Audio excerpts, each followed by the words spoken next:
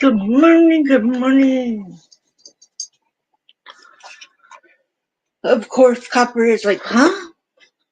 He's been waiting for me to go live all morning. My hair's a mess. What a mess. Pop this side of the laptop up. There we go. Good morning, everyone. Oh, check out. Let's see. Of course, there's people in here already. Hello, Ash. Hello, Lily T. Thank you for coming.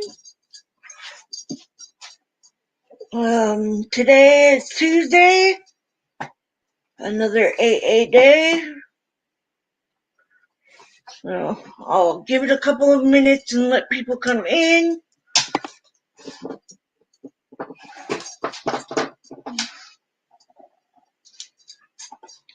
Mr. Copper over there has to get his toy and start chewing and making noise while I'm live.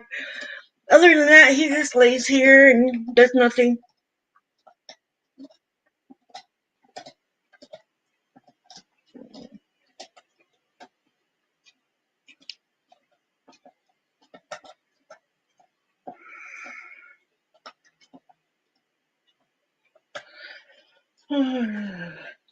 So I wonder how everyone is doing today.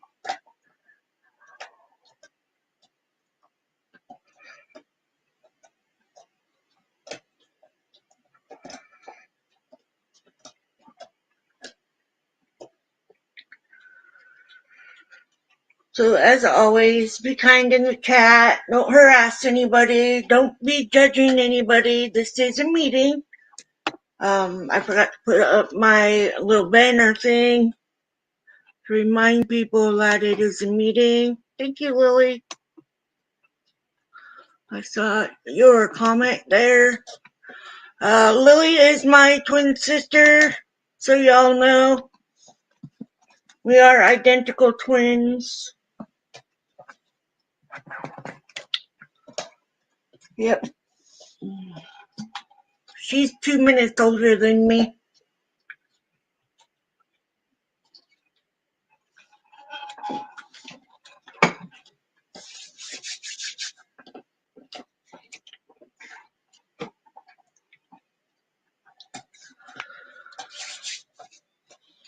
So, all right. So let's go ahead and get started. I was reading what we're reading today. In case if you are new here, AA books. These are the two main books that I have. This is a Steps and Traditions book, and this is the Alcoholics Anonymous. I call it the Big Book, and that's what others call it as well. You can get them anywhere. Just like you can get meetings everywhere, like here online. Just a little backstory if you are new here. I am Sandra and I'm an alcoholic. And I have been a recovering alcoholic for 10 years and 3 months and almost 4 months. So I just decided to go ahead and share my AA here. It's easier for me to be able to share it here than to go to meetings all the time due to the economy and all of those other things that are outside issues. So, yeah. Just be kind to each other in the chat and we'll go ahead and get this going. So, God, grant my serenity to accept the things I cannot change, to change the things I can, and to know the difference.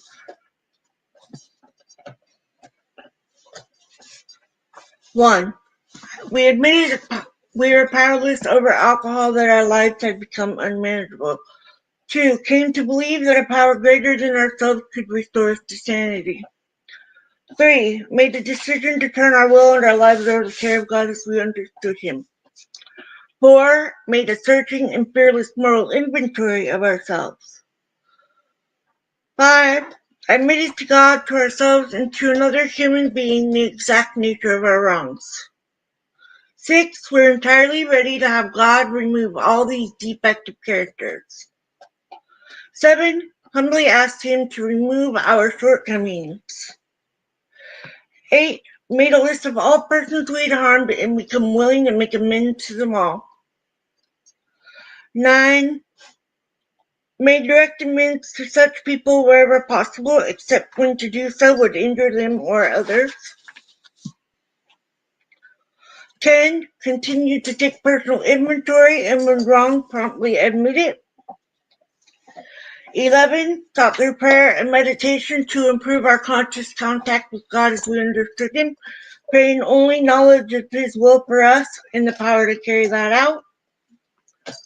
12. Having had a spiritual awakening as a result of these steps, we tried to carry this message to alcoholics and to practice these principles in all our affairs.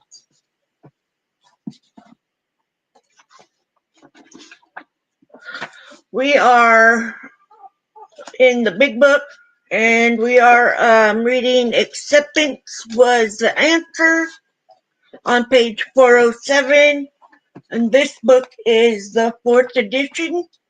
It might be on a different page in the other edition of the book, just so you know. So, acceptance was the answer. The physician wasn't hooked, he thought. He just prescribed drugs medically indicated for his many ailments. Acceptance was his key to liberation. If there ever was anyone who came to AA by mistake, it was I. I just didn't belong here. Never in my wildest moments had it occurred to me that I might like to be an alcoholic. Never once had my mother even hinted at the idea that when I grew up, I might like to be president of AA. Not only did I not think that being an alcoholic was a good idea, I didn't even feel that I had all that much of a drinking problem. Of course, I had problems. All sorts of problems. If you had my problems, you'd drink too, was my feeling. My major problems were material or marital. If you had my wife, you'd drink too.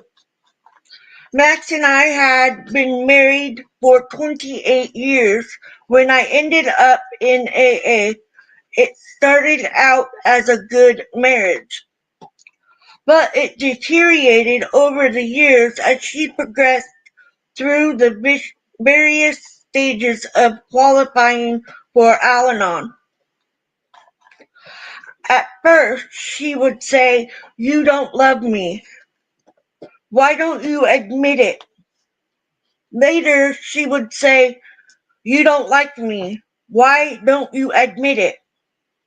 And as her disease was reaching the terminal stages, she was screaming, "You hate me. You hate me. Why don't you admit you hate me?" So I admitted it. I remember very well saying, "There's only one person in the world whose guts I hate worse than yours, and those are my own." She cried a bit and went to bed. That was the only answer to problems that she had left. I cried a bit and then mixed myself another drink. Today, we don't have to live like that anymore. Max hadn't gotten that way before I didn't care. Indeed, it seemed that I cared too much. I had sent her to four consecutive psychiatrists, and not one of them had gotten me sober. I also sent my kids to psychiatrists. I remember one time even the dog had a psychiatrist diagnosis. I yelled at Max, "What do you mean? The dog just needs more love. You tell that dumb cat or dog, doctor, he's not a Beverly Hills psychiatrist. All I want to know is, why does the dog wet in my lap every time I hold him? That dog hasn't wet my pants once since I joined AA, and neither have I."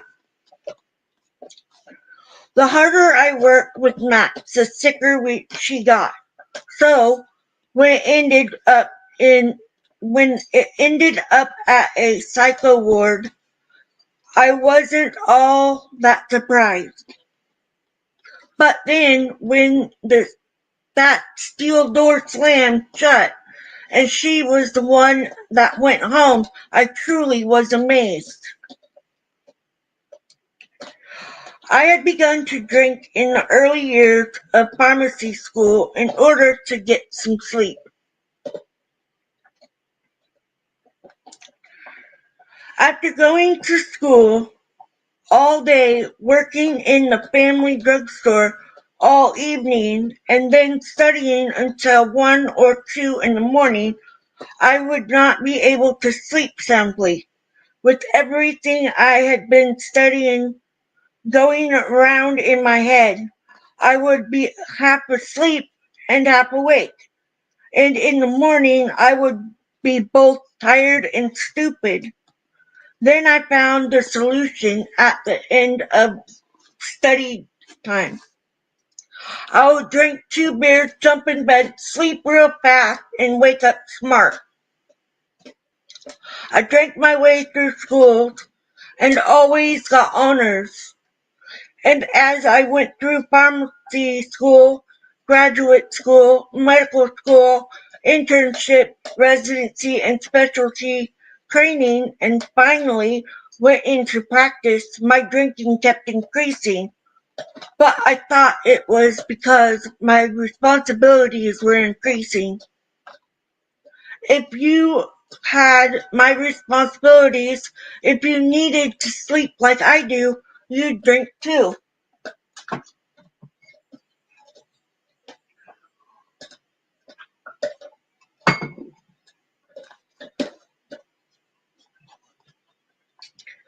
My drinking took place after work hours.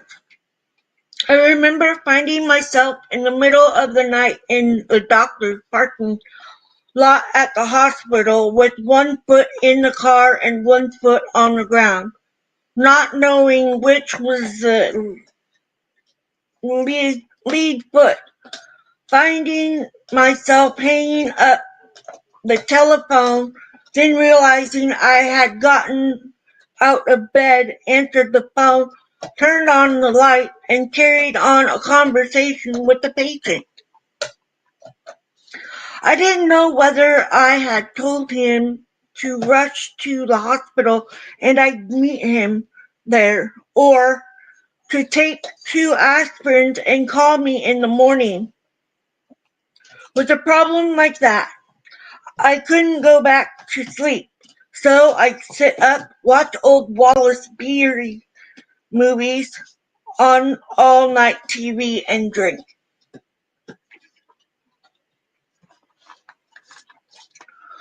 The longer the drinking continued, the shorter the time the alcohol would keep me asleep. I would have to drink myself back to sleep again and again throughout the night. But I never became a morning drinker. Instead, I had a 5 a.m. shutoff time.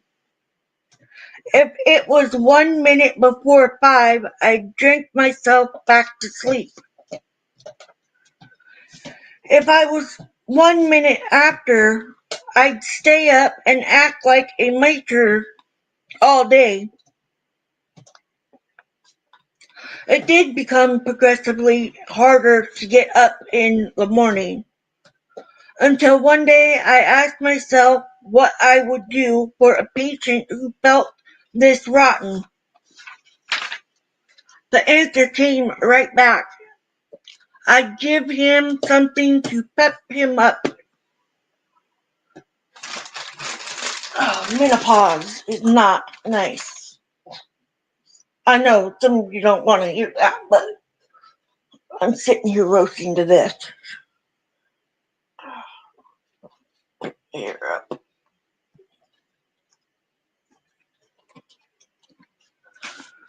So I immediately started taking a shooting pep pill. Eventually, I was taking 45 milligrams of a long-acting benzodyne or benzodrine, and 45 of short-acting just to get out of bed in the morning. I took more through the day to increase the high and more to maintain it. When I overshot the mark, I'd take tranquilizers to level off. The pep pill affected my hearing at times. I couldn't listen fast enough to hear what I was saying. I wonder why I'm saying that again. I've already said it 3 times. Still, I couldn't turn my mouth off. For the leveling off process, I just loved intravenous Demerol, but I found it harder to practice good medicine while shooting morphine.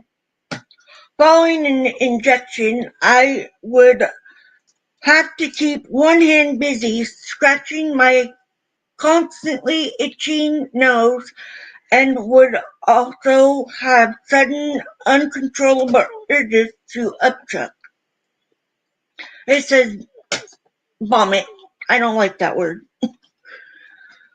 I never got much effect out of codeine and pyridine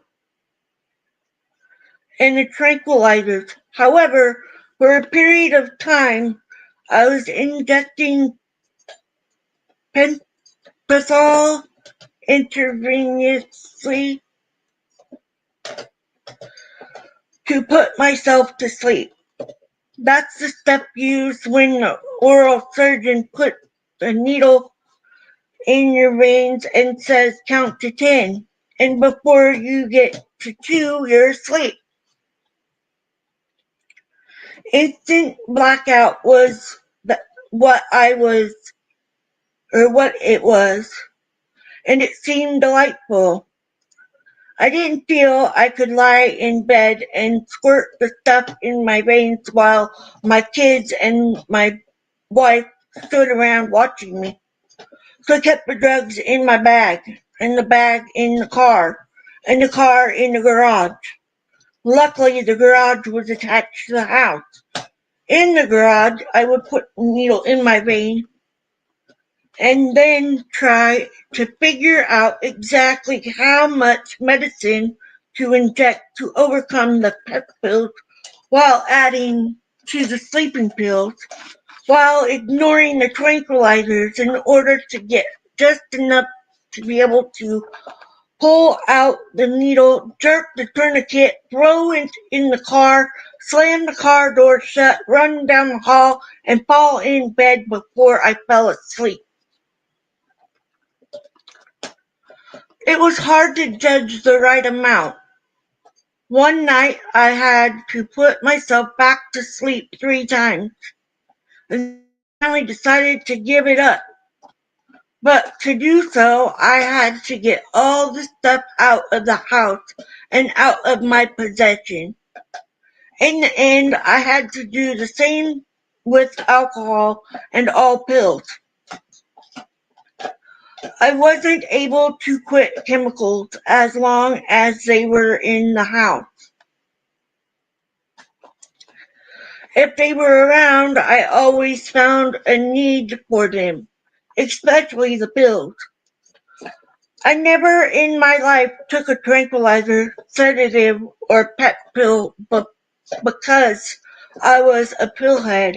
I always took it because I had the symptom that one or that only that pill would relieve. Therefore, every pill was medically indicated at the time it was taken. For me, pills don't produce the desire to swallow a pill. They produce the symptom that require that the pill be taken for relief. As a physician and psychiatrist or pharmacist who has grown up in a drugstore home, I had a pill for every ill, and I was sick a lot.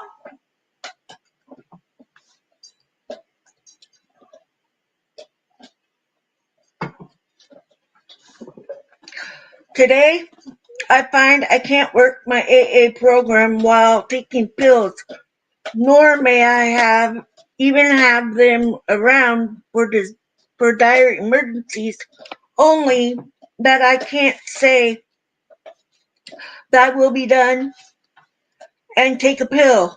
I can't say I'm powerless over alcohol, but solid alcohol is okay. I can't say God could restore me to sanity, but until He does, I'll control myself with pills. Giving up alcohol alone was not enough for me. I've had to give up all mood and mind affecting chemicals in order to stay sober and comfortable. On 2 occasions over weekends, I had decided I would take absolutely nothing. On each occasion, I had a convulsion on Sunday morning. Both times my reaction was that I had had nothing to drink the night before, so obviously alcohol had nothing to do with it. The neurologist in charge of my case didn't think to ask me whether I drank, and I didn't think to tell him. As a result, he couldn't figure out why I had the convulsion, and he decided to send me to the Mayo Clinic. It seemed to me I needed a consultation first. I happened to be the best diagnostician I knew at the time, and currently I knew my case better than anyone else. So I sat down with me and went over the facts behind the convulsions, personality changes, daily headaches, sense of impending doom, sense of impending insanity. Suddenly, it was obvious to me I had a brain tumor and would die, and everyone would be sorry for me. The Mayo Clinic seemed like a good place to have my diagnosis confirmed. After 9 days of tests at Mayo, I was put in the locked ward of all places. That's when that steel door slammed shut, and Max was the one who went home. I didn't like being on the nut ward, and I particularly didn't like being forced to eat to ice cookies on Christmas Eve. So I raised enough fuss that they finally agreed to let me sign out, against medical advice.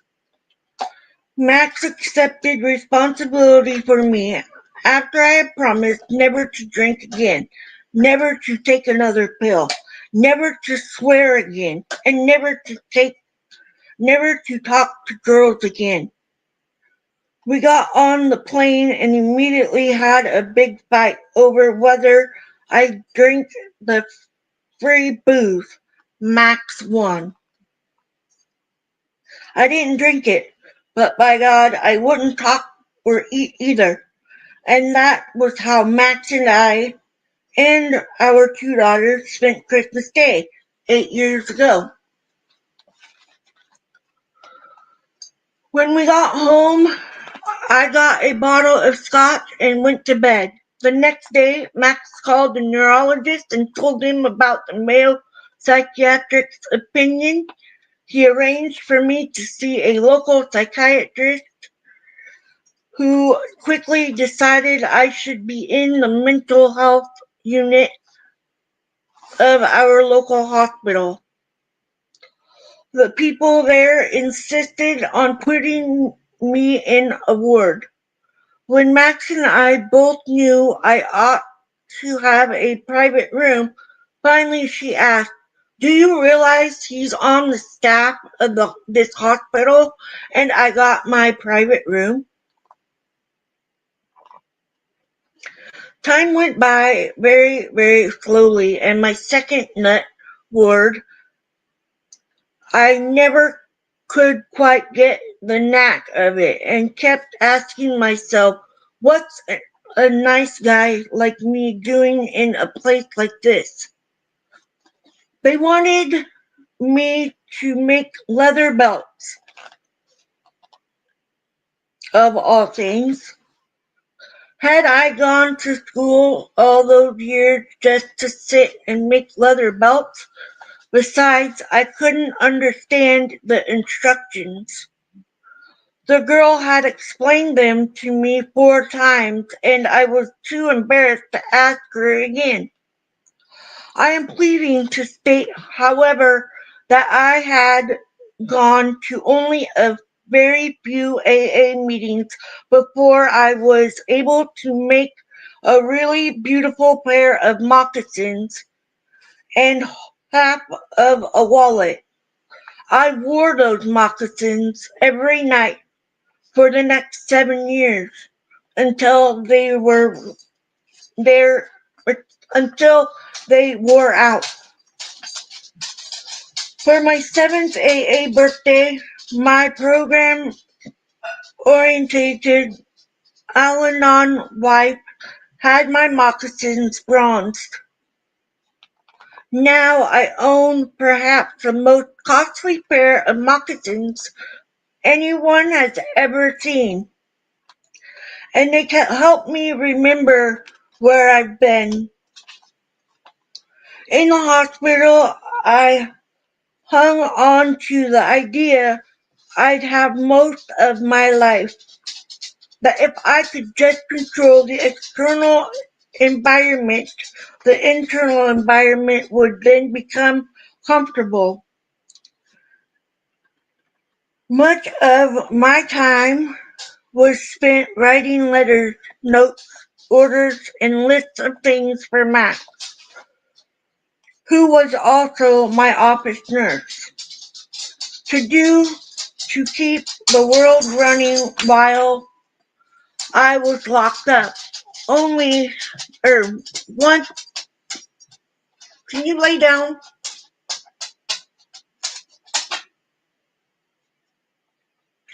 You gonna eat now? You can eat.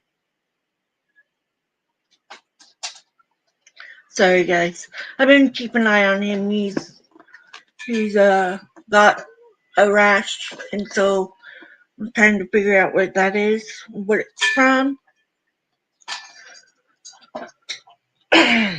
One has to be pretty sick to do that, and perhaps one has to be even sicker to come back every day for a new list as she did. Today, we don't have to live that way. It's only been alive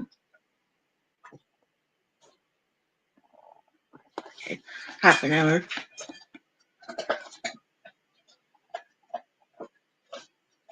Today, we don't have to live that way.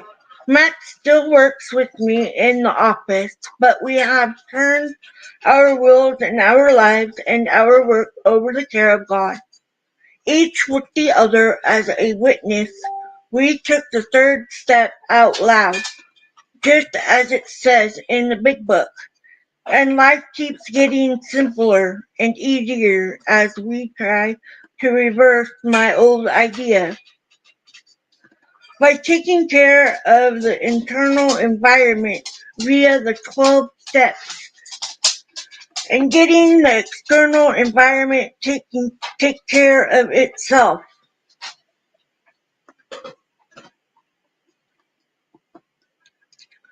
One day, as I sat there in the hospital, my psychiatrist walked up behind me and asked, "How do you like to talk to the man from AA?"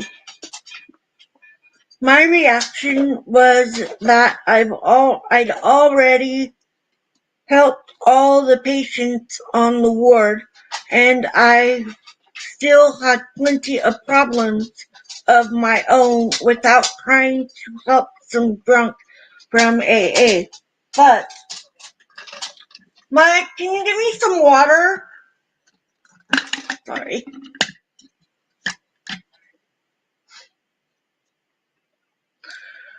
My reaction was that I'd already helped all the okay, I already read that part. But by the look on the psychiatrist's face, I could tell that I would really make him happy if I agreed.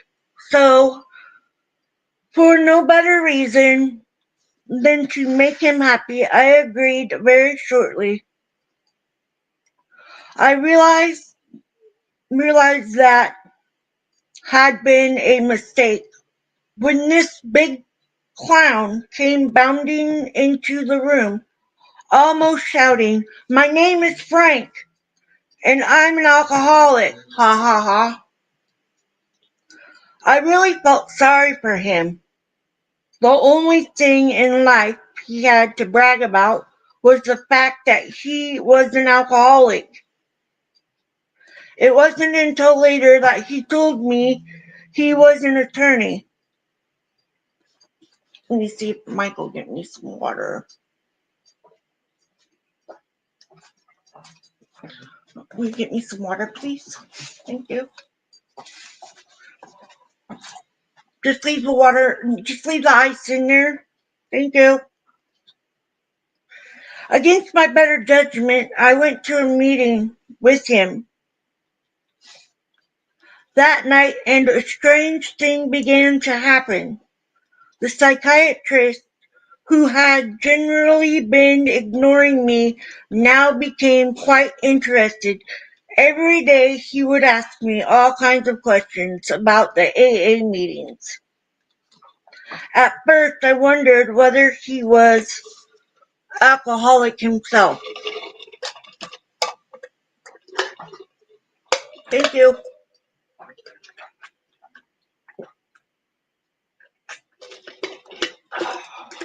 Ice cold water.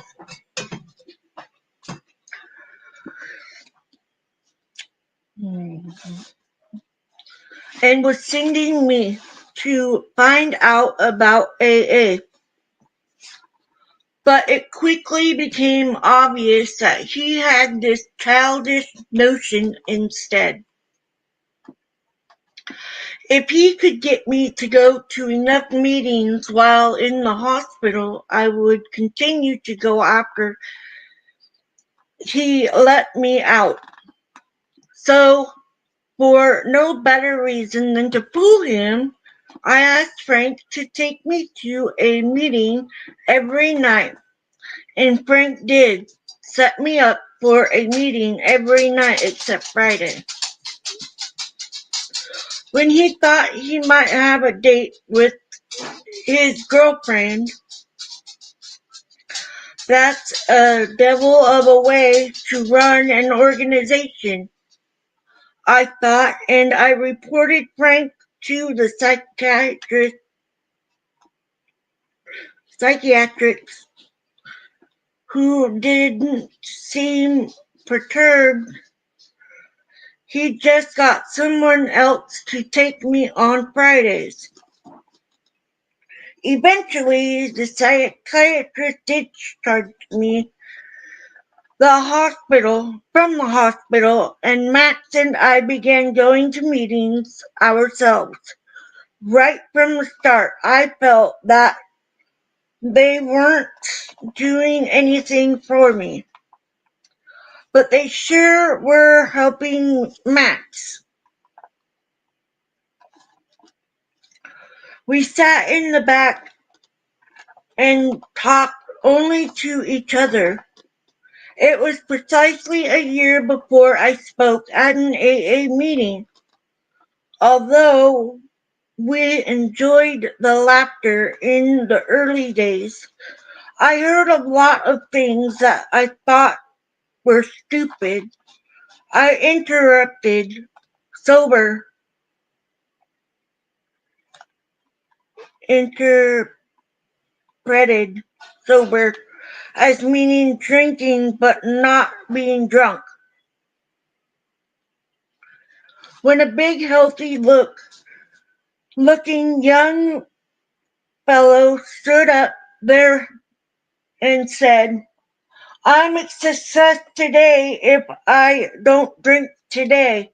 I thought, man, I've got 1,000 things to do today before I can brag about not taking a drink, for God's sake.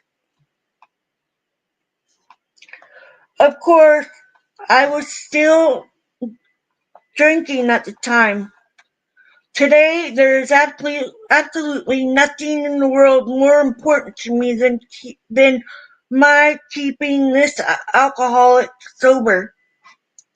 Not taking a drink is by far the most important thing I do each day. It seemed that all they talked about at meetings was drinking, drinking, drinking. It made me thirsty.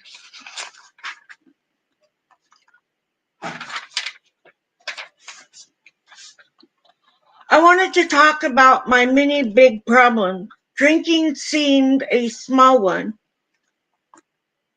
and I knew that giving up one drink for one day wouldn't really do any good. Finally, after 7 months, I decided to try it. To this day, I am amazed at how many of my problems, most of which had nothing to do with drinking, I believed had become manageable or have simply disappeared since I quit drinking. I had already given up all the narcotics, most of the pills, and some of the alcohol when I first came to AA. By early July, I had tapered off alcohol completely, and I got off all pills in the ensuing few months. When the compulsion to drink left, it was relatively easy to stay off alcohol. But for some time it was difficult to keep from taking a pill when I had an appropriate symptom, such as a cough, pain, anxiety, insomnia, a muscle spasm, or an upset stomach. It has gotten progressively easier. Today, I feel I have used up my right to chemical peace of mind. It helped me a great deal to become convinced that alcoholism was a disease, not a moral issue, that I've been drinking as a result of a compulsion.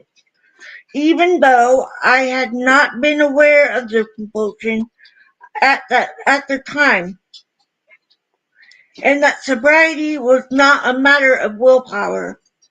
The people of AA had something that looked much better than what I had, but I was afraid to let go of what I had in order to try something new. There was a I there was a certain sense of security in the familiar.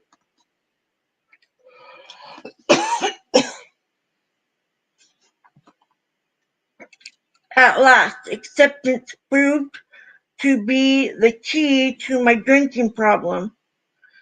After I had been around AA for 7 months, tapering off alcohol and pills, not finding the program working very well, I was finally able to say, okay, God is true, that I, of all people, strange as it may seem, and even though I didn't give my permission, really am an alcoholic of sorts. And it's all right with me. Now what am I going to do about it?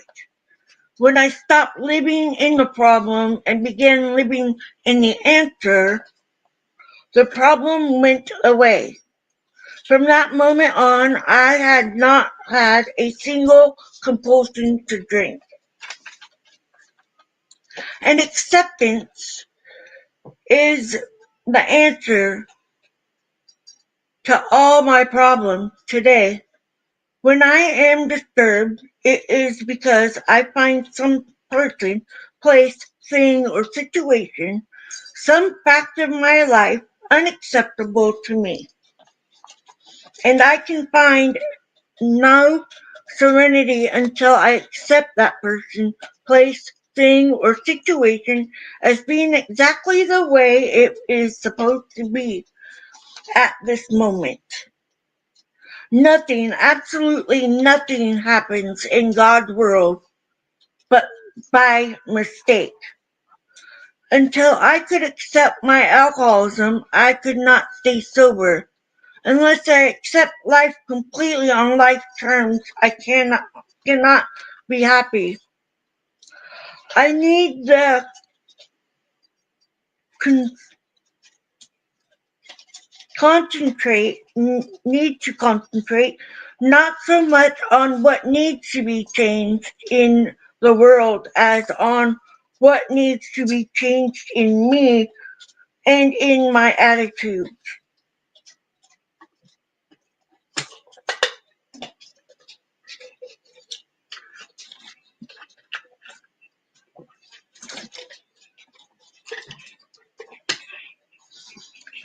Shakespeare said, all the world a stage, and all the men and women merely players.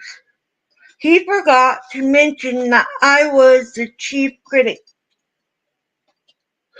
I was always able to see the flaw in every person, every situation, and I was always glad to point it out. Because I knew you wanted perfection, just as I did. AA and acceptance have taught me that there is a bit of good in the worst of us, and a bit of bad in the best of us. That we are all children of God, and we each have a right to be here. When I complain about me or about you, I am complaining about God's handwork. I am saying that I know better than God. For years, I was sure the worst thing that could happen to a nice guy like me would be that I would turn out to be an alcoholic. Today, I find it's the best thing that has ever happened to me. This proves I don't know what's good for me. And if I don't know what's good for me, then I don't know what's good or bad for you or for anyone. So I'm better off if I don't give advice. Don't figure I know what's best and just accept life on life terms as it is today, especially my own life, as it actually is. Before AA, I judged myself by my intentions, where the world was judging me by my actions. Acceptance has been the answer to my marital problems. It's as though AA had given me a new pair of glasses. Max and I have been married for 35 years prior to our marriage. When she was a shy, scrawny adolescent, I was able to see things in her that others couldn't necessarily see. Things like beauty, charm, gaiety, a gift for being easy to talk to, a sense of humor, and more other fine qualities. It was as if I had rather than a Midas touch, not the YouTube group, which turned everything to gold. A magnifying mind that magnified whatever it focused on. Over the years, as I thought about Max, her good qualities grew and grew, and we married, and all these qualities became more and more apparent to me. And we were happier and happier. But then, as I drank more and more, the alcohol seemed to affect my vision. Instead of continuing to see what was good about my wife, I began to see her defects. And the more I focused my mind on her defects, the more they grew and multiplied. Every defect I pointed out to her became greater and greater each time I told her she was nothing. She receded a little more into now here, or nowhere, nowhere. Ugh. The more I drank, the more she wilted. Then one day in AA, I was told that I had the lenses in my glasses backwards. The courage to change and the serenity prayer meant not that I should change my marriage, but rather that I should change myself and learn to accept my spouse as she was. AA has given me a new pair of glasses. I can again focus on my wife's good qualities and watch them grow and grow and grow. I can do the same thing with an AA meeting. The more I focus my mind on its defects, late start, long drunken logs, cigarette smoke, the worse the meeting becomes. But when I try to see what I can add to the meeting rather than what I can get out of it, and when I focus my mind on what's good about it rather than what's wrong with it, the meeting keeps getting better and better. When I focus on what's good today, I have a good day. And when I focus on what's bad, I have a bad day. If I focus on a problem, the problem increases. If I focus on the answer increases.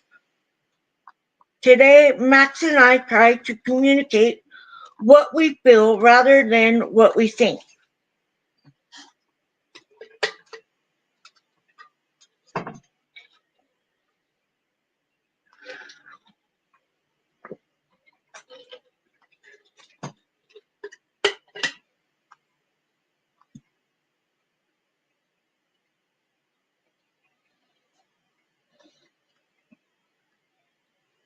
Trying to find my spot. We used to argue about our differing ideas, but we can't argue about our feelings.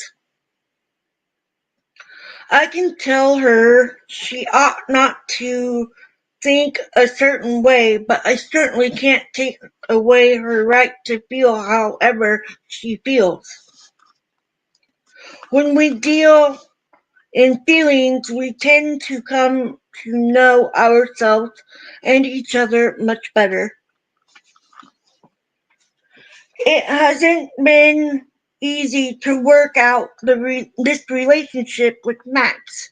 On the contrary, the hardest place to work this program has been in my own home, with my own children, and finally with Max. It seems I should have learned to love my wife and my family first. The newcomer to AA last, but it was the other way around.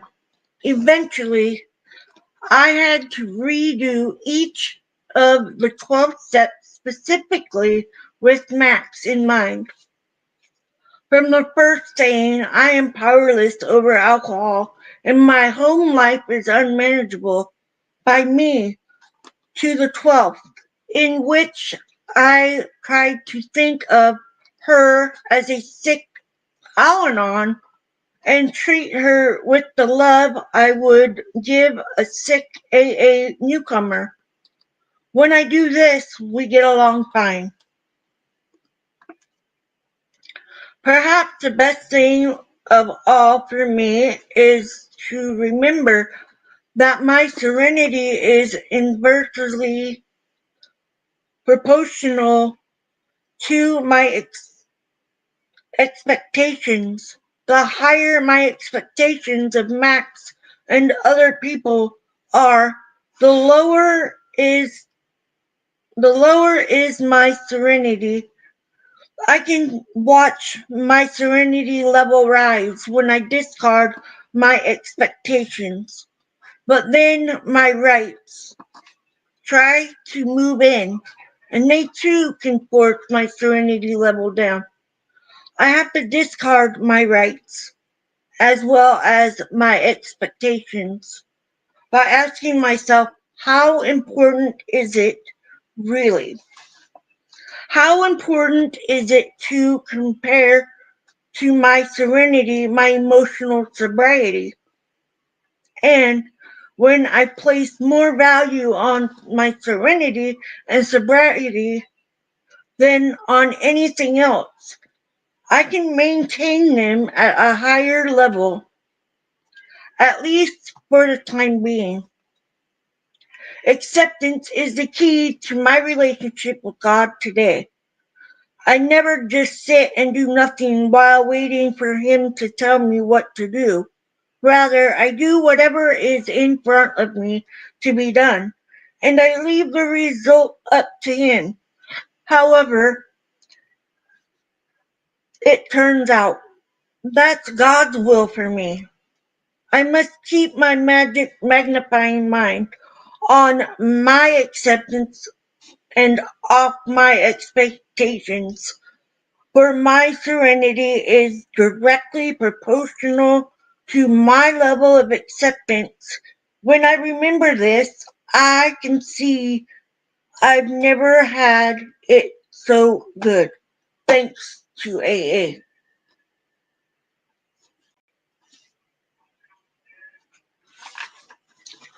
Thanks to AA, I have my serenity, my sobriety.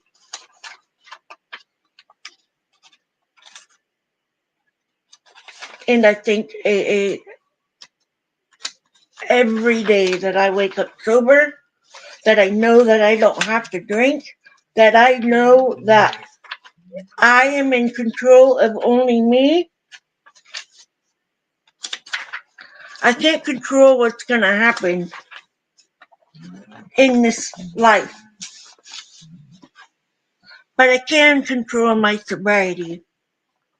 And I can control my actions, my problems, my everything.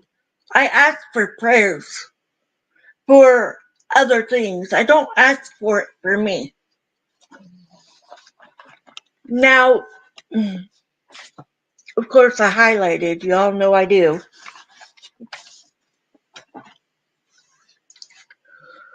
Max hadn't gotten that way because I didn't care. Indeed, it seemed that I cared too much. I had sent her to 4 consecutive psychiatry, blah, blah, blah, whatever that word is. Okay. My drinking was causing a problem in my marriage. I have been married for almost 25 years. Yes, 25 years. And I'm not that old.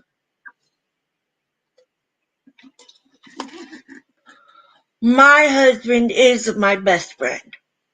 Whether I tell him every day or not, he is always my best friend. He is who I go to.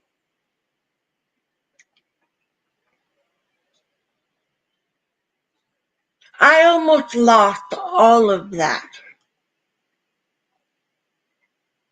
before I quit drinking the first time. Before I found AA.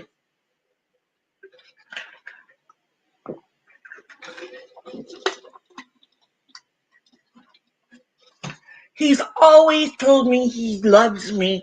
He's always told me that he is here for me. He has always been my love.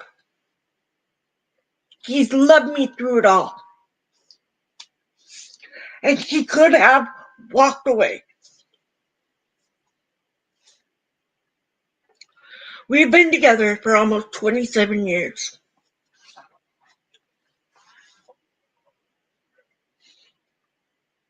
I'm proud of 27 years.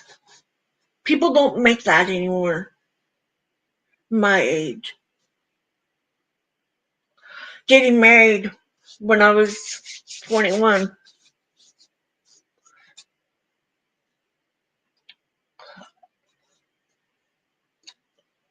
I put off being the alcoholic, thinking that it was just when I drank. It wasn't all the time when I was acting like I was sober. I mean, I knew growing up that I was probably going to be an alcoholic. But that is nobody else's fault but my own. I don't blame other people for things that have happened to me unless if it is that person's fault. Some things are hard to forgive and some things are hard to walk away from and say, okay, whatever. You think of it this way and I know it different.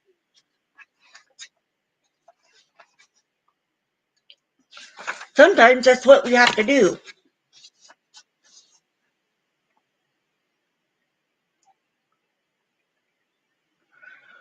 When I can't say you, but when I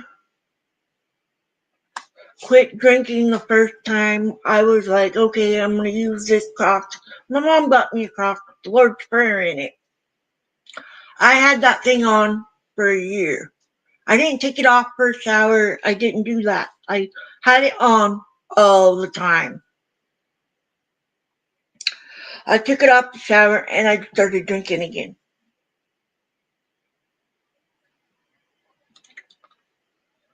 But I didn't have any of these steps that I got when I finally went to AA. Nobody told me I had to go to AA. Nobody forced me to go AA. That was my choice. That was me. A friend asked me to come. Asked. Didn't tell me I had to. Didn't say that I needed to. But he told me about AA and that it works. And I believed him. And I still believe it. Because that's what I've gotten. I'm not going to say everybody gets it.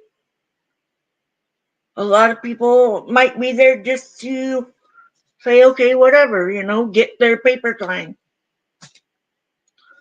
But sometimes that's what people do. And, we can't turn them away. We accept them. They're newcomers, and that's what we do. Hi, Reza. Hi, Ava. In case if I didn't see you. Hi, Tony. So, and this is our sponsor, always acceptance. For a long time, I wouldn't read it. A long time. At last, acceptance proved to be the key to my drinking problem.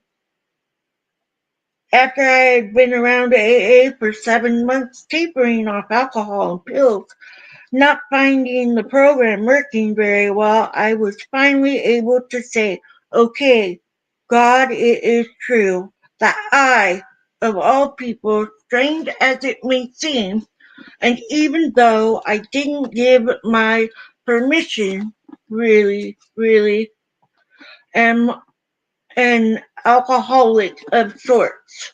And it's all right with me. Now what am I going to do about it?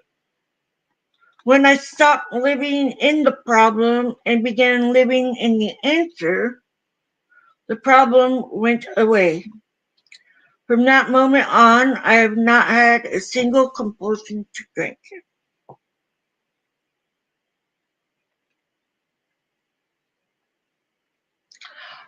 As soon as I was able to open my eyes and accept what I am, an alcoholic for the rest of my life, recovering. Recovering is never ending. Never ending. And I tell myself that because, yes, there are endings to everything, but for me, my sobriety comes first, and it's not going to ever end. I go day by day by day by day, one day at a time. 24 hours is, that's it. And when I first started AA, I wasn't like that. I was like just standing there, like, okay, well, and when am I going to get out of here? And I started listening, started talking to my sponsor, started being a part of the meeting, started doing service work. I didn't like the service work. Setting up pamphlets, I didn't like it, but I did it because that's what we do. I didn't have to. I just said no. I could have just walked off and left, like I did a few times in the beginning of AA for me. Yeah.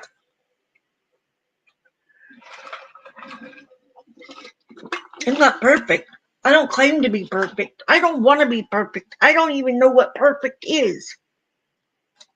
But I know one thing for sure. I'm sober. Today I am sober. Tomorrow I plan to be sober. Every day for the rest of my life I plan to be sober. But I'm not going to get too far ahead of myself because you never know. You don't know what tomorrow brings. You don't know what might fall in your lap. You don't know. You can't guess it because that's the future. But you can make steps.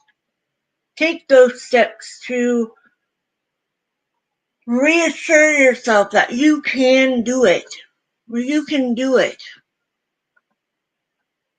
I can do it. Everyone can do it. All like it says, all you have to do is accept it.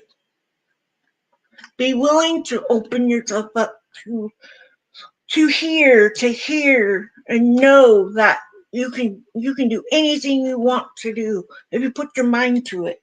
You can go sober for the rest of your life. Yes. That's my plan. That's That is my plan, and I work my steps every day, even though I don't realize I am. I noticed I got stuck over there. Of course, a pop up. But I work my steps every day, not realizing that I'm working them every day. And I'm going to keep working them.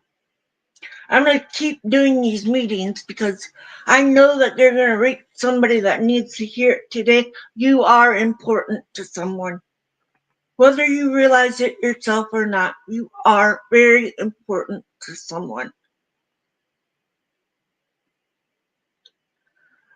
You are worth being here. Don't give up on yourself. Don't give in to the alcohol, to the narcotics. Just keep going sober because you can. You can. You've got it. Really, you do. There's people praying for you. You don't realize it because they're watching you and praying that you come back and be the person that they know you are, that you can be. Because, like it says, when you are in those days of the drinking, doing the narcotics, that's your only thought. How, when, and where are you going to get that? When you get sober, it's now I am. Now I can. Now I see. This is really me. This is the real me. Don't hide behind the drink. Don't blame the drink. Blame yourself for letting yourself get to that point and come back. You have to start coming back and become who you can be sober. And that's when you will start to realize, like I did, this is me. That person back there is not. This is me.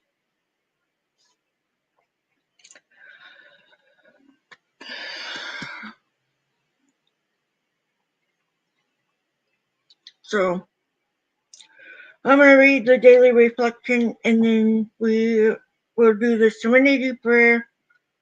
So March 4th, reading the garden. The essence of all growth is a willingness to make a change for the better, and then an unremitting willingness to shoulder whatever responsibility this entails. As Bill sees it, page 115. By the time I had reached step 3, I had been freed of my dependence on alcohol, but bitter experience has shown me that continuous sobriety requires continuous effort. Every now and then I pause to take a good look at my progress. More and more of my garden is weeding each time I look. But each time I also find new weeds sprouting where I thought I had made my final pass with the blade. As I head back to get the newly sprouted weed, it's easier when they are young.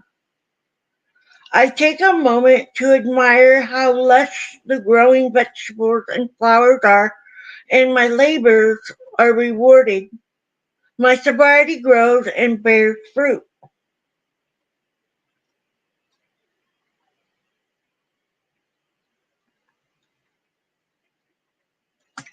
And with that, that's your meeting. An hour.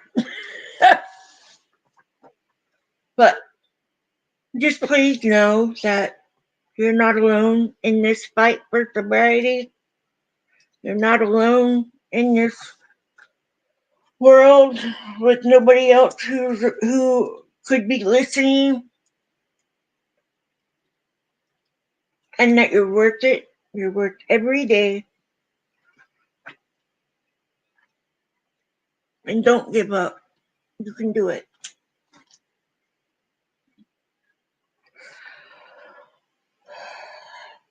God, grant me the serenity to accept the things I cannot change, the courage to change the things I can, and the wisdom to know the difference. Keep coming back. It works if you work it. See you guys on Saturday for it is Saturday evening at 5 o'clock p.m. Pacific Standard Time. I love you guys and be safe out there, be kind, and stay sober.